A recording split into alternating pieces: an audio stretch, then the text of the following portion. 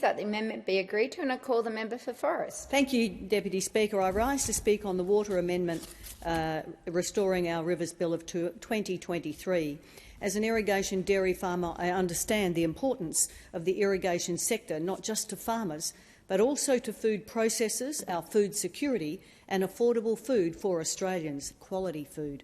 More importantly, I know exactly what happens to communities and food production when water, which is the lifeblood of the region, is removed. At the heart of the Murray-Darling Basin Plan has been the need to balance the needs of the various water users, including the environment, in the basin, as well as the water quality and balancing the critical social and economic factors. It's this very balance that the government is directly legislating against. The social and economic testing must be retained, and the 1,500 gigalitre cap on water buybacks should not be removed. If the Labor government progresses these amendments, regional communities will be devastated, with direct impacts on the communities, local workers, on jobs, as well as on small and larger businesses and food processors. We will also see people leaving smaller communities, and the whole community will be affected.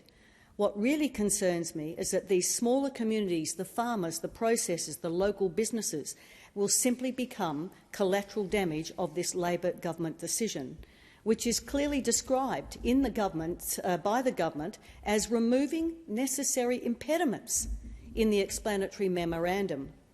Well, as someone who's farmed and lived in a small community dependent on irrigation, I'm appalled that the government would describe the impacts and cost to communities this way.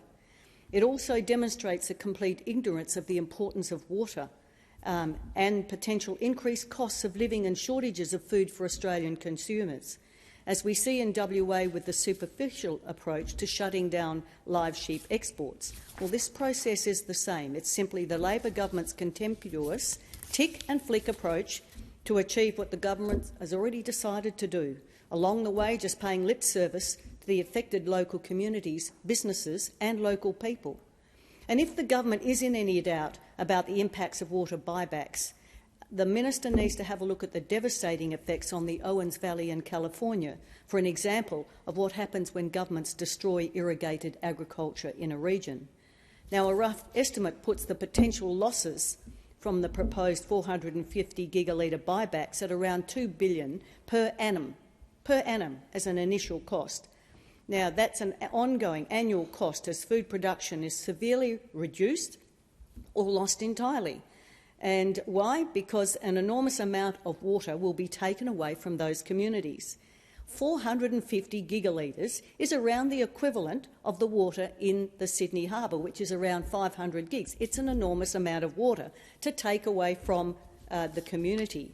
However, there will be an additional ongoing cost at the checkout for consumers of fruit, vegetables, milk and dairy products and beef. The Water Act of 2007 was originally legislated aimed to balance social, economic and environmental factors for water management in the Murray-Darling Basin and to act in the national interest of Australia.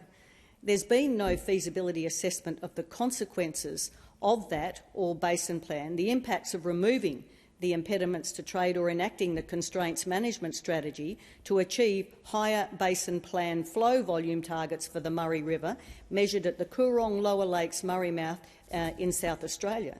There's been a concentration of physical water recovery for the environment in the southern basin, primarily in the Murray system, the Goulburn River and the Lower Darling.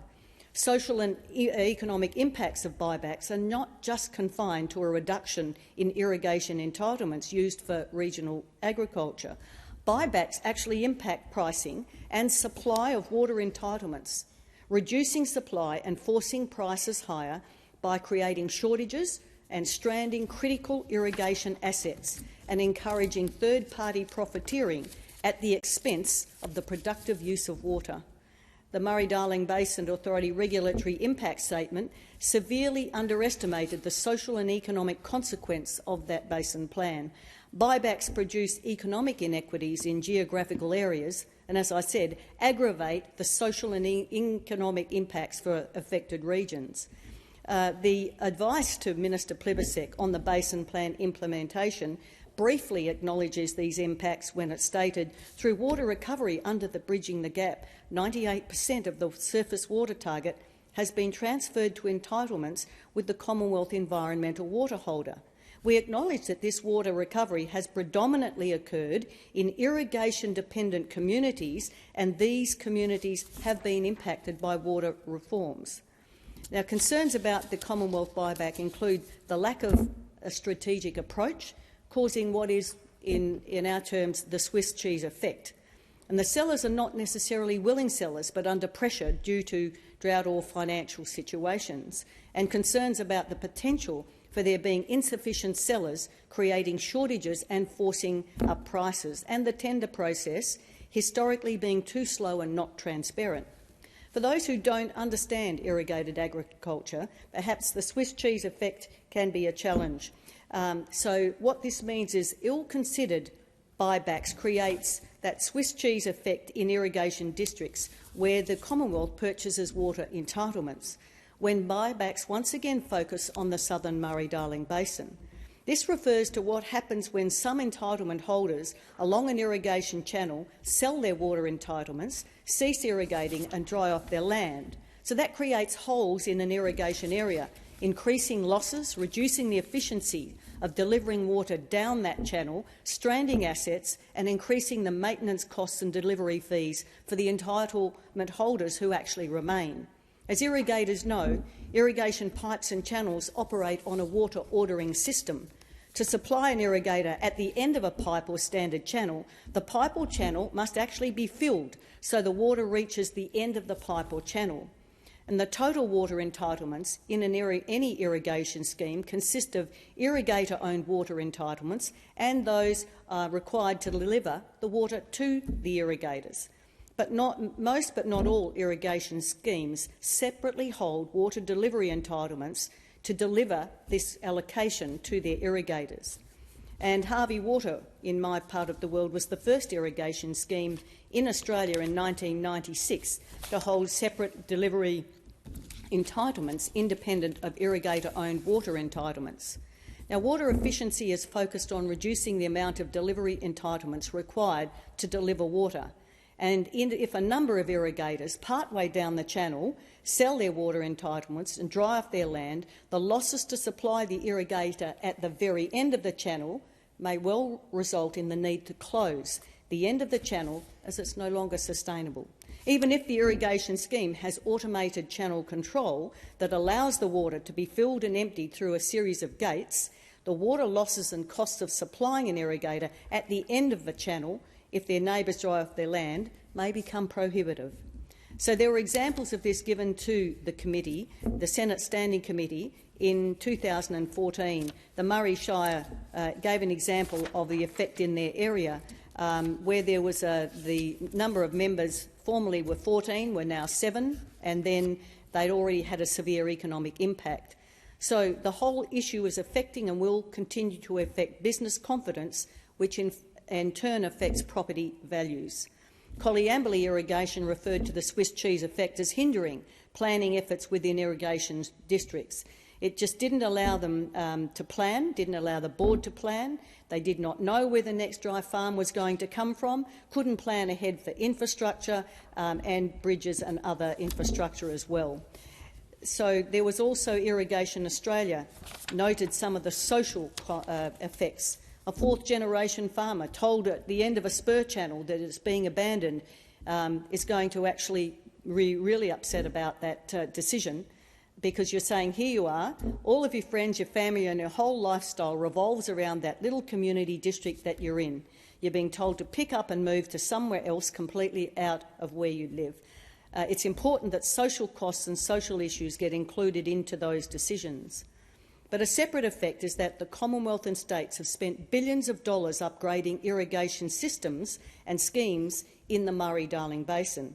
If the buyback is not strategically managed, and there is no indication that it will be, millions of dollars will have been spent over the last 15 years will be wasted as newly upgraded channels and pipes are forced to close due to the latest proposed round of ill-considered buybacks. Make no mistake, the government will remove water from between 50 to 70,000 hectares of vital food-producing irrigated farming land. And I'm particularly concerned about the dairy industry in the basin, which underpins Australia's food security. Dairy farmers have been and are keen innovators in adapting to climate change. They've invested in irrigation technologies. They improved their infrastructure and water use efficiency. They supply in that area their milk to 42 milk processing plants, and the very viability of those local processing plants is critical to dairy farmers and consumers. And milk is a perishable product. It has to be collected and manufactured 7 days a week as soon as you can after the cows are milked. Along with the previous water buybacks in the Murray-Darling Basin, we've seen milk volumes in Australia reduced from 11 billion litres a year to 8 billion litres a year. These reduced volumes threaten the viability of milk processors and the industry, and both the dairy farming businesses and processors are the actual backbone of their local economies and communities, something that's frequently underestimated. But there are other options available to the government besides buybacks, water buybacks, through infrastructure, water use efficiencies and water delivery system efficiencies. There's plenty of examples in the millions of investments already committed to the Murray-Darling Basin infrastructure to date. Water for the environment needs to be managed so it actually doesn't damage food supply or further damage the farmers and their communities. Since 2008, Murray-Darling Basin farming communities have lived with the stress, the heartbreak and the uncertainties of the ever-changing demands of government on their livelihoods and the viability of their businesses and townships. And the river system is the lifeblood of these communities, and that very lifeblood feeds Australia and many people in the international community. And as my own irrigation co-op, Harvey Water, says, where water flows, food grows. But I see that the bill delivers on the water market reform final roadmap, a process initiated by the former coalition in government to restore transparency, integrity and confidence in water markets and water management in the basin. A process that finally addresses the need to regulate the water broker intermediaries. Concerns have been raised since the introduction of water trading that there needed to be monitoring and regulation to prevent potential insider trading, that proper provisions needed to be included to require a trust account to be held and monitored. Whilst early reports from the ACCC denied that this regulation of intermediaries was necessary, it's actually a relief that it's being done after it was first raised. Concerning, however, is matters subject to regulation and not actually detailed in the bill itself. And the government's track record of a lack of consultation means that people are rightly nervous about what the government will actually do with these regulations. And there is a genuine need for more time to meet the requirements of this plan.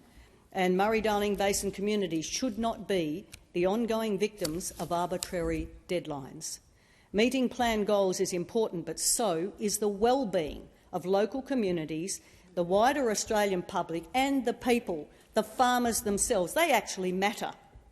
The reintroduction of buybacks from willing sellers is a cause of deep concern. Unmanaged buybacks create the risk, as I said, of stranded irrigation assets. Assets in some cases that may have recently been maintained or built with, as I said, those millions of dollars of Commonwealth and state funding support. And it actually needs to be seriously considered. Most of the use, as I've said, occurs in the three large southern valleys of Murray, Murrumbidgee and Goulburn Broken Rivers. So many made possible by those wonderful many large dams, and that actually facilitates the regulated releases of water downstream and diverted into those irrigation canal systems. So I am very concerned about what the government is proposing here. For anyone who doesn't understand the value of irrigated agriculture and where the food is produced in Australia and the impacts on the people who actually matter is of great concern to me, Deputy Speaker. The question is that